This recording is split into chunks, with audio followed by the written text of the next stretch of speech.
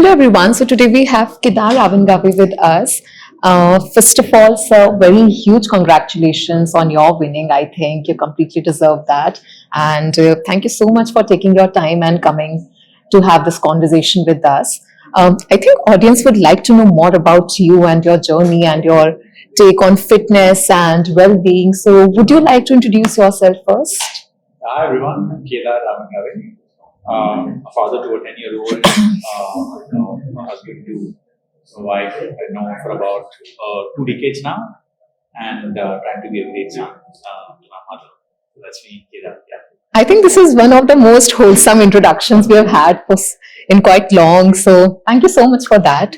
And I think I would begin with starting that, marketing is a very high stress and very pressurizing job for you, like for anyone in the field. So how do you keep that energy levels consistent when you are into the job?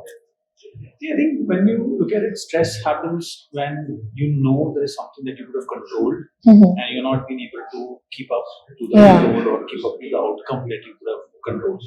So the best the tip or the way that I look at it is that firstly the ability to see what you can control, what you cannot control.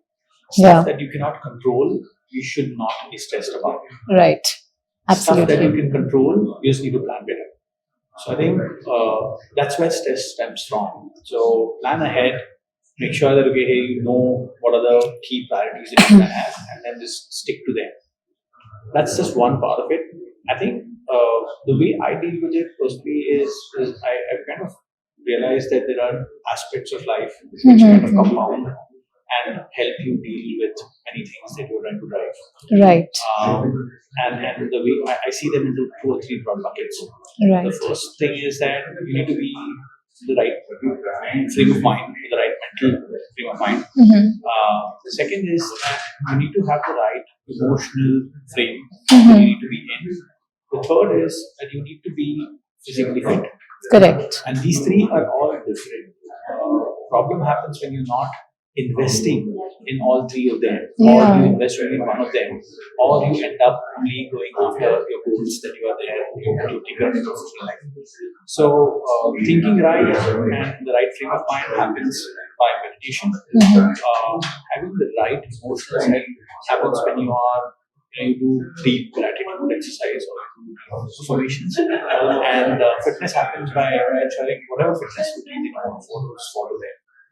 And these three, I call them as trifecta, they kind of compound really well for you to then manage stress or get high performance over your daily routine. That's how I do it. I'm sure we have our own ways and our ways of dealing with it. I think you have put it in such a beautiful way. I think everyone is going to relate with that and inculcate some of your learnings. So, talking about that, coming to my very next question is that as a leader in the field, having to deal with such high pressure, how do you integrate wellness into your day-to-day life? See, one thing which you have to get over with is that it's not wellness is lifestyle. Yeah. And it's not like you have to choose who you want to be. Most often, I've seen people saying, "Let me reach a certain stage in my life, and then I'll start doing fitness." Right. Or let me reach B, and then I'll start doing something else. I've also seen certain myths like, meditation is only for people who are kind of broken, who are trying to fix something in their life. It's not an answer. It's not a booster. It's not something that people view as will help me drive more productivity. And that is something that one has to really take out. So the moment you start realizing that it's part of your life and it's something that is only going to make everything else better, you start making time for it. Yeah. So, and again, go back to the trifecta that I spoke. Wellness stems from the right frame of mind that you're able to have, the fact that you have the right emotional quotient, and the fact that you're physically fit. Yeah. So, you need to find ways in which all three of these align, are part of your lifestyle. And it works beautifully well when they are part of your daily habits. So you're trying to create right. So wellness is both mindfulness, mental wellness, emotional wellness, and largely your physical wellness, fitness. So you just have to think it like a straight that you do as opposed to something that will take away time from me. Yeah. And not wait for things to happen and then say, at 45, I would have gotten into a decent position in my organization, and that's when I'll get time. Perhaps you won't. Of course. I think it should come very naturally to you and not something to be forced. Like, you can't just force your well being. And Absolutely. that's amazing. Very next question to you, sir, is that was there a turning point in your life which made you realize the importance of health and fitness? Because if yes, then what exactly was that? I have a very personal story to share, and Love to. I believe this is going to be relevant to many. I hope so. So, I told you I'm a father to a 10-year-old, Yeah. and my son just turned 2 years, and my Oh, wife was of course, she was dealing with just trying to get fitter, right. back post pregnancy, all of it, and then what really happens in that situation is that as a couple, you end up getting a little less time than perhaps what you used to have, and moreover, kids take the precedence. So, Correct. so then the relationship kind of needs a lot more nurturing. Yeah. And we realized that we always had a common goal, and that was the way we were bonding. And after having had a kid and reached a certain stage in life, we did not have a common goal. And we wanted a common goal that could bring us together further. And for us, that common goal was really taking up fitness, because she wanted to get back to her fitness routine, and I wanted to spend more time with her. And the only way we could do that was finding that early morning hours that Yeah. both of us could just work out together. So we just enrolled ourselves Yeah. into doing Underwood Base Camp. Underwood Base Camp is about 19,000 feet height, a little short of where the domestic flights take off. So That's we crazy. took up that as a target, and that's where we started working out in the mornings, and then one thing led to other, because we were working out in the morning. We were more cautious about what we were eating, and then we started feeling better, so that got us to doing more things. We started running together, and then we just went and we did a summit, and we crossed the paths together, and we realized that what this Yeah. was doing for us as individuals, and more how it compounded our relationship. So that was our turning point. This was back in 2016. Okay. That we started doing, and then ever since then, I ended up doing 4 Ironmans. I've done over 6 summits, which are 6,000 meters and above. That's amazing. Yeah, and I'm a practitioner, a Vipassana practitioner, or meditation. So yeah, that's how it started. But happy that it happened. Yeah, I mean, this is such a sweet anecdote. It's so cute and sweet and wholesome in itself. I mean, it just makes sense now that how and why did it start. So, talking more about that and even dive into that, the other question I would ask from you is how has the definition of success evolved for you when you turn 40? So I was 37 years old when I was heading marketing for Amazon, and I just got out of a review where they told me that you've been promoted, and you're going to take on all Yeah. of the marketing there. And just that age, it was the perfect thing to have happened. But something really changed. Like, I didn't feel happy about it, and it was very heavy. I just felt, one would have been very happy if I would go back to my MBA days. This would have been my dream. The contentment wasn't there. Correct. Yeah. I mean, Yeah. somewhere I felt something was missing. Yeah. And this was the dream, right? If you're getting to head of marketing for Of course. the biggest company in the world, Of course. a brand like Amazon, it was a big deal.